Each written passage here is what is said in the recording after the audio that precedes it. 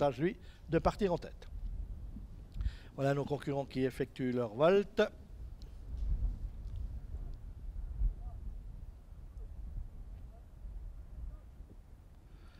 Et voilà qui partent. 2400 mètres à parcourir. Tout le monde s'était lancé au trot dans cette compétition. Ils vont bientôt venir aborder le premier virage avec un peloton Midnight Blues à l'extérieur et bien parti. Curacero et lui côté corde. Kira de Joute plonge en dedans. Chiara du Coppi se retrouve en 4e position. Et des 25 mètres, c'est Crapule de Colmine, le numéro 2, qui est la mieux partie. On est dans le premier tournant. Jet Set de Villars va prendre maintenant le meilleur. Jet Set de Villars qui s'installe au commandement devant Curacero, qui lui résiste avec en 3e position Kira de Joude, suivi à distance par Chiara du Coppi avec le numéro 2 Crapule de Colmine et là c'est Kimchi d'Eliott. On vient ensuite avec Jacapong Taxel et Midnight Blues.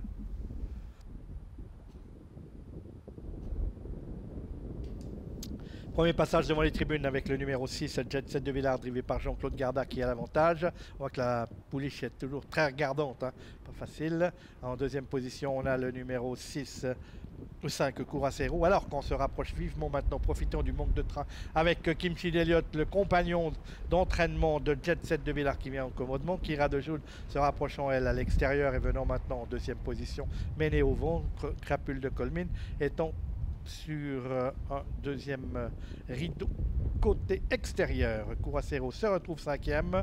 Ensuite Midnight Blues qui a recollé, qui était en 3e position du wagon 2. Et c'est Jacapong d'Axel qui ferme la marche de ce peloton.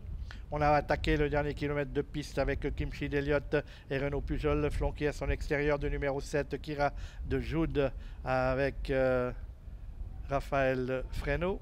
Ensuite, on va retrouver à l'extérieur Crapule de Colmine qui est devant le numéro 6 Jet Set de Villars. On vient ensuite avec le numéro 3 Midnight Blues qui précède le 5 Curacero avec Jacapong d'Axel et Chiara du Coppi, le numéro 8. Concurrents qui vont bientôt attaquer le tournant final. Kimchi d'Eliott, toujours le meilleur, devant Kira de Joude, le numéro 7. Avec ensuite le numéro 6, Jet Set de Villars, avec Crapule de Colmine, le numéro 2, avec Marc-André Beauvais, qui sollicite sa partenaire.